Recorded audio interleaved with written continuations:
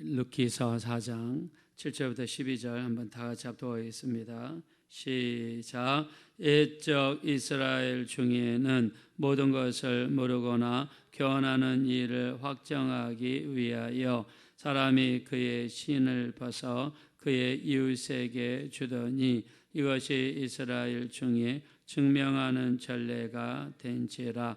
이에 그 기업 물을 자가 보아스에게 이르되 네가 너를 위하여 사라 하고 그의 신을 벗는지라. 보아스가 장로들과 모든 백성에게 이르되 내가 엘리멜렉과 기럯과 말론에게 있던 모든 것을 나오미의 손에서 산 일에 너희가 오늘 증인이 되었고 또 말론의 아내 모압 여인 룻을 사서 나의 아내로 맞이하고 그 죽은 자의 기업을 그의 이름으로 세워 그의 이름이 형제 중과 그곳 성문에서 끊어지지 아니하게 하매 너희가 오늘 증인이 되었느니라 하니 성문에 있는 모든 백성과 장로들이 이르되 우리가 증인이 되나니 여호와께서 내 집에 들어가는 여인으로 이스라엘 집을 세운 라헬과 레아 두 사람과 같게 하시고 내가 에브라스에서 유력하고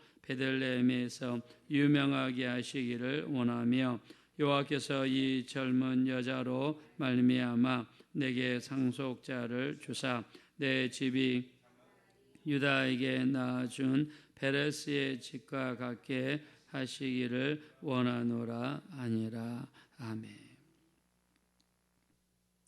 네, 오늘은 룻기에 대한 마지막 장입니다. 우리가 중동 지방에서 신발은 굉장히 특별한 의미를 갖습니다. 특별히 신발을 벗거나 신발을 던진다는 것은 굉장히 불명예스러운 수치로 여겨집니다. 자, 이날의 이라크 전쟁을 기억하시죠? 조지 W. 부시 미국 대통령이 이라크 지방을 방문해서 이라크 총리와 같이 기자회견을 했습니다.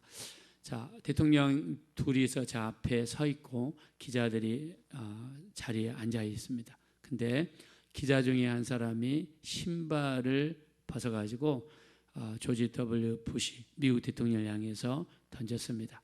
그래서 순식간에 이루어진 일이기 때문에 신발을 잘 피했지만 총이었으면 큰일 날 뻔했다라는 그런 기사가 나왔습니다. 중동 지방에서 상대방을 향해서 신발을 던진다는 것은 상대방을 모독하고 상대방을 무시하는 가장 무서운 처사 중에 하나, 또 표현하는 것 중에 하나가 신발을 던지는 것입니다. 자, 여기에 대한 성경적인 어떤 근원을 찾아본다면 우리가 신명기 25장 9절에 보면 나와 있습니다. 자, 이 미망인이 돌아갔을 때 그의 형제가 반드시 그 형수님과 결혼을 해야 됩니다. 이거를 형사치수혼이라고 합니다. 형이 사망했을 때 치수, 형수를 취하여서 결혼을 한다는 그런 뜻이죠. 자, 이런 제도가 도입이 된 것은요, 그 집안의 자손이 대를 이을 수 있도록 하기 위함인 것입니다. 자, 일반적으로 이스라엘 사회에서는 이렇게 그 대를 이을 때 장자를 통해서 이렇게 대가 이어가죠. 그래서 형이 자식이 없이 죽게 되면 동생이 형수님과 결혼해서 자식을 낳는데 그 자식은 내 자식이 되는 것이 아니라 형님의 호적에 오르게 되고 그리고 대를 이어가게 됩니다. 자, 그러나 형제들 중에서 이런 일이 벌어지지 않으면 가까운 친족 중에서 형수와 같이 결혼을 해서 그 집안의 대를 이어가게 됩니다. 자, 이거를 우리가 기업을 물은다라고 이야기했죠. 결혼을 비록 해주지만 그 자식은 형님의 자식이 되는 거죠. 재산도 마찬가지입니다. 친족이 재산을 잃어버렸을 경우에 또는 팔았을 경우에 돈 있는 사람이 그 땅을 사서 그 형님의 이름으로 등록을 해주고 그리고 그 집안의 가게가 이어질 수 있도록 이런 돕는 제도. 자, 이거를 고엘 제도라고 이야기를 했습니다. 자, 그래서 오늘 성경에 보니까요, 보아스는 자기가 두 번째란 말입니다. 기업을 물을 수 있는 순서를 보니까 두 번째란 말입니다. 그래서 먼저 첫 번째 사람에게 찾아가서 이 나오미 집안의 기업을 물을 것인가, 이 집의 땅을 사주고 그 땅을 말론의 이름으로, 이 엘리멜렉의 이름으로 이렇게 해줄 것인가, 그리고 룻이라는 여자를 취해서 아내로 삼되 거기서 나오는 자식들을 이 엘리멜렉 집안으로 등록을 해줄 것인가를 물어보게 되지요. 자, 근데 이 사람은 어떻게 했습니까? 신발을 벗었습니다. 자, 이 신명기 25장 9절에 보니까 기업 물을 의사가 없는 사람은 어떻게 해야 되냐면 그 사람의 신발을 벗기고 그리고 그 얼굴에다가 침을 뱉게 만들었습니다. 그러면서 수치를 그 사람에게 안겨줬던 것이죠. 즉 기업 물을 책임에 대한 어떤 의무를 다하지 못했을 때 그 사람을 창피를 주고 모독을 주기 위해서 신발을 벗기고 얼굴에 침을 뱉어라라는 내용이 신명기 25장 9절에 나와 있습니다. 자, 그래서 신발을 벗는다 또는 신발을 상대방이 준다는 것은 굉장히 모독스러운 의미로 간주가 되어졌습니다. 자, 반대로 신발을 신겨주는 것은 상대방에 대한 사랑의 표현인 것을 성경에 알 수가 있죠. 자, 우리가 그 근거로 누가복음 15장 22절에 보니까 자, 두 번째 아들이 먼 나라에 가서 재산을 탕진하게 되죠. 여자들과 놀아나면서 그 많은 재산을 날렸습니다. 그리고 나중에 염치불구하고 아버지 집으로 돌아왔을 때 아버지가 어떻게 합니까? 옷 중에서 제일 좋은 옷을 둘째 아들에게 입혀주고 그리고 손에 가락지를 끼워주고 그리고 발에 신발을 신겨줌으로써 둘째 아들에 대한 아버지의 사랑을 그 아들에게 보여주면서 안심하게 만들었고 다시는 여기를 떠나지 않도록 이렇게 격려하는 장면이 나옵니다. 그래서 신발을 신겨준다는 것은 상대방의 이렇게 사랑에 대한 그런 표현이었던 것을 알 수 있습니다. 또 우리가 성경에서 신발에 대한 내용이 나오죠. 모세가 떨기나무 앞에 갔을 때 하나님께서 뭐라고 하셨습니까? 네가 선 땅은 거룩한 곳이니 네 발에서 신을 벗어라 라고 그랬습니다. 자, 신발은 세상을 여러 곳을 밟고 다니는 것이기 때문에 더러움을 상징했습니다. 그래서 하나님 앞에 선다는 것은 거룩한 곳이기 때문에 거룩한 자의 모습으로 임한다는 그런 의미가 있고요. 자, 그리고 이스라엘 땅에서 신발을 벗는 것은 주인 앞에 섰을 때 종은 신발을 벗어야 됐습니다. 아들이 아버지 앞에 충성 맹세를 할 때 하는 행위가 신발을 벗는 것이었습니다. 자, 그래서 하나님 앞에서 내가 신발을 벗는다는 것은 나의 충성을 서약하는 그런 의미도 가지고 있었습니다. 자, 그래서 신발은 여러 가지 의미로 성경에 나타나는데 자, 오늘 기업 물을 자가 신발을 벗었어요. 자, 이 신발을 벗었다는 의미는 내가 그 책임을 하지 않겠습니다라고 반대되는 표시를 할 때에 신발을 벗었다는 거예요. 자, 이런 사람을 향해서 신명기 25장 9절에서는 얼굴에 침을 뱉어라라고 이야기했죠. 자, 근데 오늘 여기 보니까 침을 뱉었다는 이야기는 나와 있지 않지만 신발을 벗었다는 이야기가 나와 있습니다. 자, 우리 한번 8절을 보겠습니다. 자, 8절 다 같이 읽겠습니다. 시작. 이에 그 기업 물을 자가 보아스에게 이르되 네가 너를 위하여 사라 하고 그의 신을 벗는지라. 자, 이 첫 번째 사람은 신을 벗음으로써 자기가 거부 의사를 표시를 한 것입니다.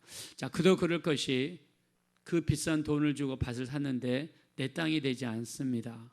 엘리멜렉의 땅이 됩니다. 나오미 집안의 땅이 돼버리는 거예요. 그러니까 내게 안 되는 거죠.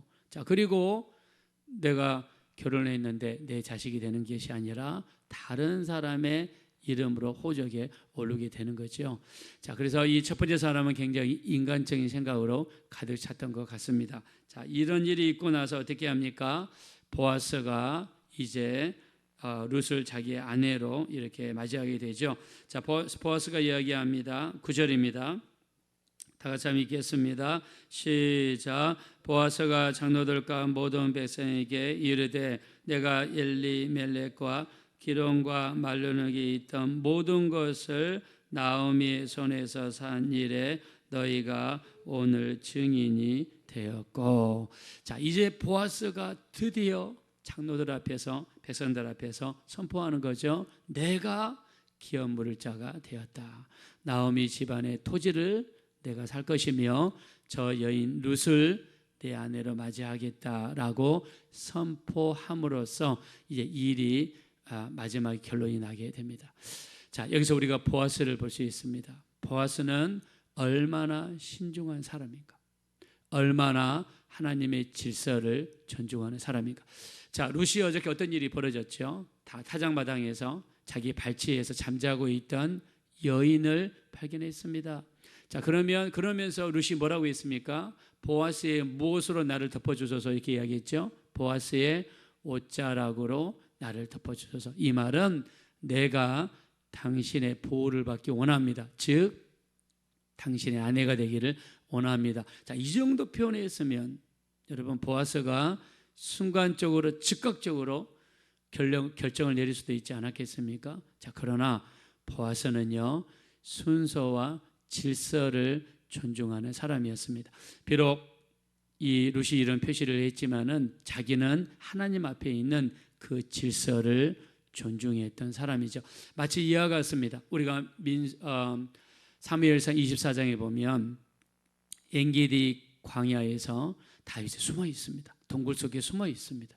근데 사울 왕이 3,000명의 군대를 이끌고 와서 다윗을 죽이려고 왔어요. 근데 사울이 속이 불편했던지 볼일을 보기 위해서 이 동굴 속으로 들어왔습니다. 옆에 있는 같은 군인들이 이야기하죠. 지금이 적기라고. 하나님이 사울 왕을 죽일 수 있는 기회를 지금 당신에게 주는 거라고 다윗에게 이야기했을 때 다윗이 어떻게 했습니까? 하나님께서 기름 부으신 자에게 손을 대는 것을 여호와께서 금하시는 것이다 라고 고백하죠. 즉 다윗에게는 능히 자기와 지금 적과의 관계에 있었던 사울 왕을 죽일 수가 있어요. 그러나 하나님이 기름 부은 자를 죽이는 것은 하나님이 금하신 것이라고 하면서 하나님의 질서를 존중하는 발언을 다윗이 했습니다. 자, 이것은 무엇입니까? 하나님의 말씀을 존중하고 하나님을 경외하는 그런 마음의 표현이었던 것이죠. 보아스도 마찬가지입니다. 보아스도 자기가 능히 일을 적극적으로 추진할 수 있지만 그러나 하나님의 질서를 존중하는 그런 보아스의 모습을 봅니다. 자, 우리가 고린도 전서 14장 40절에 보니까 뭐라고 나와 있습니까? 모든 것을 품위 있게 하고 모든 것을 질서 있게 하라 그랬습니다. 자, 우리 교회에는요 질서가 필요합니다. 우리가 질서를 이야기한다고 해서 순위를 가르고 우열을 가른다는 뜻이 절대로 아닙니다. 질서를 따르는 것은 하나님의 뜻이기 때문입니다. 교회에서 내가 은혜 받았다고 해서 모든 사람이 다 강대상에 나가서 말씀을 전해버리고 내가 하나님의 능력을 받았다고 해서 모든 사람이 교회에서 안수해 버린다고 그러면 거기는 교만이 역사하고 마귀가 강력하게 역사할 것입니다. 자, 고린도전서 14장은요 은사로 말미암아 무질서해진 고린도 교회를 향해서 뭐라고 이야기하느냐? 품위 있게 행동해라, 질서 있게 행동하라는 거예요. 우리에게 은사가 나타나고 능력이 나타나고 응답이 나타날 수 있지만 하나님께서는 질서 가운데서 이루어지기를 그 누구보다도 원하시는 줄로 믿습니다.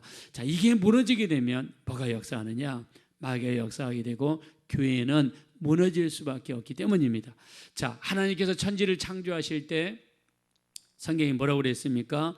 혼동하고 모든 것이 어두움 가운데 있고 무질서한 가운데 있었죠. 그래서 하나님께서는 혼동하고 무질서한 이 우주를 어떻게 하셨습니까? 질서 있게 자리를 잡아가게 만들죠. 공중에 광명체가 있게 하고 공중에 새들이 있게 하고 바다에 물고기가 땅 위에 들짐승이 그리고 풀과 채소와 나무와 이 혼동하고 무질서한 세상에 질서를 잡아가는 것이 하나님의 방법입니다. 그래서 우리가 영어로 우주는 케이아스, 혼동이었는데 카스모스, 질서를 바꿔가신 하나님, 케이아스에서 카스모스로, 무질서에서 질서로 바꿔가시는 분이 하나님이신 것을 알 수 있습니다. 보아서는요, 자신을 헌신합니다. 자기가 가지고 있는 물질, 자기가 가지고 있는 것을 가지고 비록 내 것이 되지 못하지만 나오미와 룻을 위해서라면 물질을 희생하고 헌신할 수 있는 사람이었습니다. 보아스의 이런 헌신과 희생 때문에 나오미와 룻이 살게 되죠.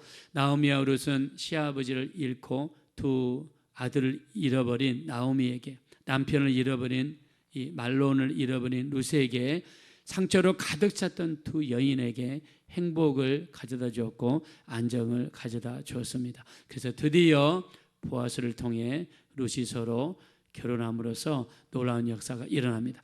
우리가 교회에는요, 헌신하고 희생하는 사람이 필요합니다.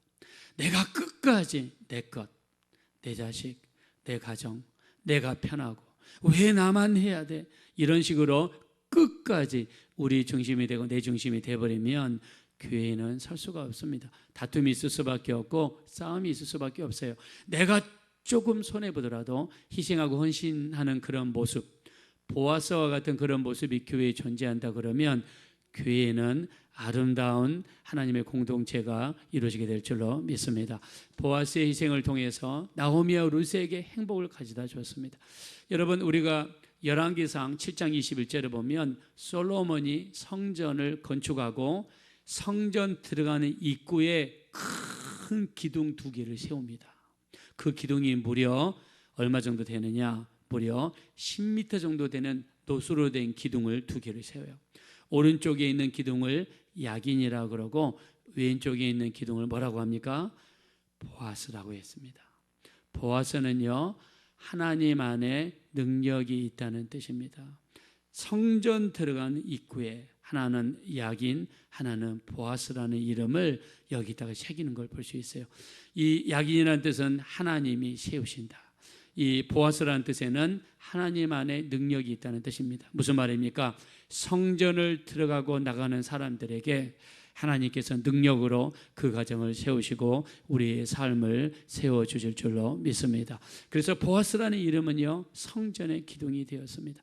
우리가 성전에서 하나님의 교회, 우리 주님의 교회를 세우기 위해서는 헌신하고 희생하는 사람들, 우리가 고린도전서 13장 5절에 사랑은 무리에 행치 아니하고 자기 유익을 구치 아니하고 성내지 아니하고 악한 것을 생각하지 않는다고 그랬죠. 바로 우리가 살신성인하는 모습, 희생하고 헌신하는 사람들이 교회에 모일 때 온전한 주님의 몸된 교회를 세우게 될 줄로 믿습니다. 자, 룻이라는 여자는요, 오늘 어떤 반열에 오르냐면 라헬과 레아 그리고 다말의 반열에 오르게 됩니다. 자, 우리 말씀 한번 보겠습니다. 우리 11절입니다. 다 같이 읽읍시다. 시작. 성문에 있는 모든 백성과 장로들이 이르되 우리가 증인이 되나니 여호와께서 내 집에 들어가는 여인으로 이스라엘 집을 세운 라헬과 레아 두 사람과 같게 하시고 내가 에브라데서 유력하고 베들레헴에서 유명하게 하시기를 원하며. 아멘. 장로들이 축복을 합니다. 룻을 향해서 축복을 합니다. 이스라엘을 세운 라헬과 레아와 같이 되기를 원한다. 그리고 베들레헴에서 유명한 사람이 되기를 원한다 그랬습니다. 자, 이 룻은 모압 여자입니다. 모압 여자는 하나님으로부터 저주를 받은 백성입니다. 암몬과 모압은 이 롯의 두 딸들을 통해서 태어나서는 안 될 족속이었습니다. 자, 이 룻이라고 하는 여자는 모압 족속입니다. 그러나 라헬과 레아의 반열에 오르고 우리 12절에 보니까 다말의 반열에 오르고 이스라엘을 세우고 유다 땅을 세웠던 이런 반열에 오르는 놀라운 여인이 되었습니다. 정말 그야말로 신데렐라와 같은 그런 인생 역사를 이룬 여인이 바로 룻이었습니다. 여러분, 우리는 어떤 사람입니까? 우리는 세상에 태어나서 이 세상에서 천국과 지옥이 있는 것도 모르고 이 마음껏 육신의 정욕을 따라 살다가 죽어서 지옥에 떨어져 영원한 고통을 당할 수밖에 없던 존재들이었습니다. 그러나 하나님께서 그 크신 사랑으로 우리를 불러주셨고 예수님을 믿게 하셨고 예수님을 우리 구주로 영접하게 하셔서 하나님의 자녀, 천국 백성이 되게 하셔서 우리 놀라운 신분을 우리에게 이루게 하여 주셨습니다. 이것은 바로 십자가의 사건입니다. 예수님께서 십자가에서 우리를 위해서 피 흘려주시고 3일 만에 부활하셔서 만왕의 왕, 만주의 주가 되셨기에 우리에게 이런 역사가 이루어지게 된 줄로 믿습니다. 우리에게 이루어진 이런 놀라운 생명의 역사는 우리를 통해서 다른 영혼에게도 전달되기를 원하십니다. 여러분의 만나는 사람들, 여러분 주변에 있는 사람들, 여러분 가족 중에서, 친척 중에서 이런 생명의 역사, 신분 변화의 역사가 예수 그리스도를 통해서 계속해서 이루어지게 되시기를 존귀하신 예수님의 이름으로 축원드립니다. 이 시간 기도하실 때 참으로 우리가 예수 믿고 나서 놀라운 신분의 변화가 이루어졌습니다. 이러한 생명의 역사, 은혜의 역사가 우리를 통해서 계속해서 이루어질 수 있도록 우리 입술을 사용하셔서 또 우리 주변에 있는 사람들에게 이 복음을 나눠줄 수 있는 우리가 되게 도와주십시오. 우리 다 같이 합심으로 간절히 기도하겠습니다. 돌아오시고 잡으라시 하나님 진심으로 감사합니다. 우리 하나님 다말은 놀라운 신분의 변화가 일어났습니다. 다말은 모함 여인입니다. 우리 하나님 사람들로부터 무시당하고 하나님으로부터 버림당한 그런 족속이었지만 믿음으로 말미암아 라헬과 레아의 판결에까지 또 이 다말의 판결에까지 우리는 놀라운 여인으로 바뀌고 말았습니다. 예수 안에, 하나님 안에 이런 역사가 있습니다. 우리도 예수 안에 없을 때에 세상 속에 속하여서 수많은 죄를 짓고 세상과 작하며 육신의 정욕을 따라 살았던 불쌍한 존재들입니다. 죽어서 저 무서운 지옥에 떨어져 영원한 결박받을 수밖에 없던 존재들이었으나 우리 주 예수 그리스도의 은혜로 말미암아 하나님의 자녀가 되었습니다. 우리 하나님, 우리 주변에 아직도 믿지 않는 수많은 영혼들이 있습니다.